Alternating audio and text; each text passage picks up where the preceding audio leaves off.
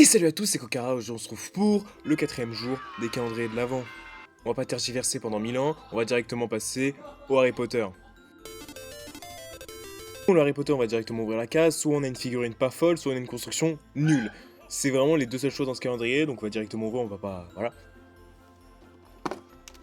Alors, bon, une figurine, bon c'est cool, parce que très franchement c'est celle qui m'intéressait le plus parmi les quatre, parce que c'est celle qui a le plus de pièces, je dirais que je n'ai point. On va la construire tout de suite. Donc voilà Chu Chang, alors une figurine plutôt sympathique, très franchement c'est la meilleure de ce calendrier, et enfin en tout cas pour moi, parce que numéro 1, j'adore, enfin là on le voit pas trop, on la voit un peu trop foncée, mais cette teinte de peau qu'a fait Lego, c'est vraiment la teinte de peau que je trouve la plus belle chez les figurines Lego. La coupe de cheveux je l'ai pas, la tête non plus hein, logiquement, et le torse aussi. Les jambes c'est cool parce que c'est pas de simples jambes d'enfant noires, cette fois c'est celles qui sont articulées, donc ça c'est toujours plus intéressant d'avoir ça plutôt que les autres. Les baguettes je m'en fous. Encore une fois le pull très stylé, très beau design, tout ça, hein, de toute façon c'est les meilleures choses que peut offrir ce calendrier. C'est un bon jour pour le calendrier Harry Potter, on passe au Disney. Alors pour Disney j'espère avoir des animaux parce que je sais qu'ils en ont quelques-uns et j'aimerais bien commencer à les avoir. On va ouvrir la case tout de suite. Hop. Non, on se retrouve avec une autre construction. Alors celle-là, bah, elle est pas nulle, mais elle est un peu fados, comme celle qu'on a eu chez Friends. On va construire ça tout de suite.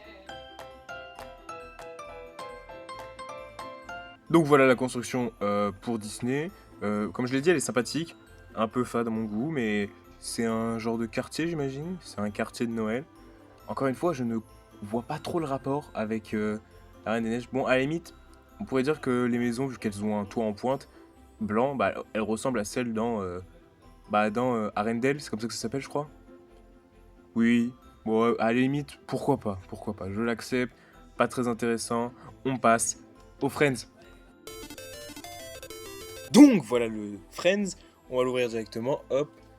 Je sais pas trop à quoi m'attendre. Encore une petite construction, alors celle-là elle est un peu meilleure que celle qu'on a eue hier. On va la construire tout de suite.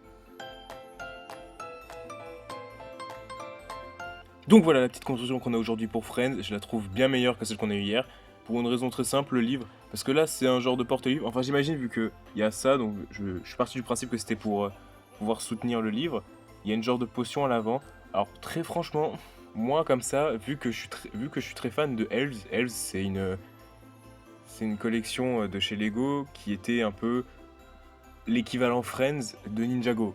Ça, en soi, ça n'a rien à voir, mais en gros, c'était tous les deux c'est un thème de fantasy dont les figurines elles étaient dans le style Friends. C'était une collection vraiment ultra cool. Il y avait plein de pièces ultra intéressantes, que ce soit en coupe de cheveux, en construction, etc. Parce que moi, je regarde pas Friends. J'ai pas regardé Elves non plus, mais les boîtes, c'était un peu évident, quoi. Et je vois pas du tout le rapport dans Friends d'avoir un genre de grimoire et une genre de potion. Parce que c'est un grimoire, hein. À l'intérieur, enfin, à l'intérieur, c'est une écriture assez spéciale. Genre, je sais que moi, j'ai déjà ce truc. C'est un conte de fées. Je l'ai déjà eu, je crois, dans une boîte Harry Potter. Ou peut-être autre part, je sais plus. Après, peut-être que c'est absolument rien à voir. Et c'est juste moi, vu que j'ai pas regardé Friends, je ne comprends pas. La construction est sympathique. On passe au Star Wars. Bon, pour le Lego Star Wars, je pense qu'on va avoir la chaise sur laquelle il y a le C3PO qui se fait réparer. On va voir ça tout de suite. Alors. Ah non, pas du tout. On a un robot à construire. Du coup, vu qu'ils l'ont mis juste après le C3PO, j'imagine qu'eux aussi ne le considèrent pas comme une figurine, parce que moi, dans tous les cas, je ne considère pas ce genre de construction de robots comme des figurines. On va le construire tout de suite.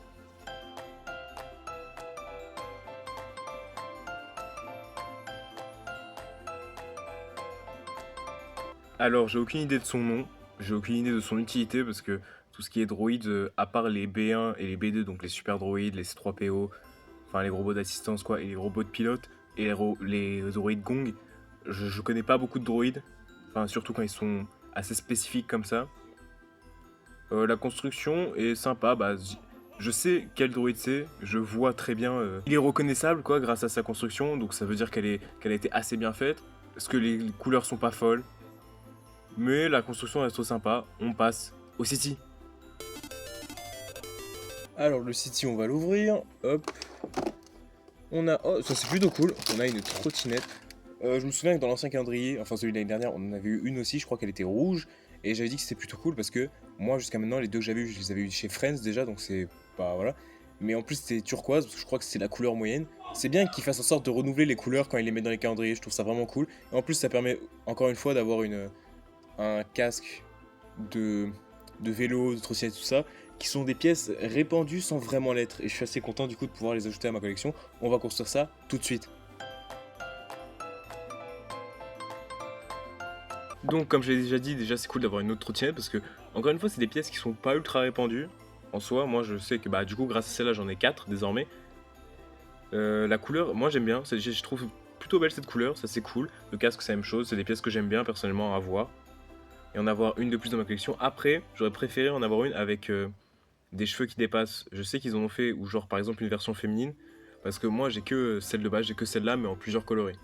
C'est le seul bémol que je dirais, mais sinon c'est un très bon jour pour le City. Donc ce jour numéro 4 est pour moi un très bon jour, hein. On a eu la meilleure figurine du calendrier Harry Potter, que je trouve vraiment cool, j'aime vraiment, elle est vraiment sympa cette figurine.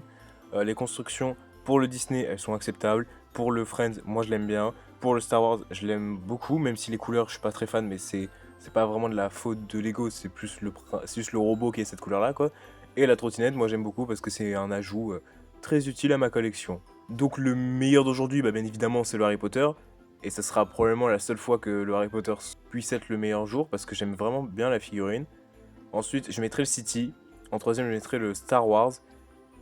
En quatrième, le Friends. Et en dernier, le Disney. Alors, ça veut pas dire qu'il est nul.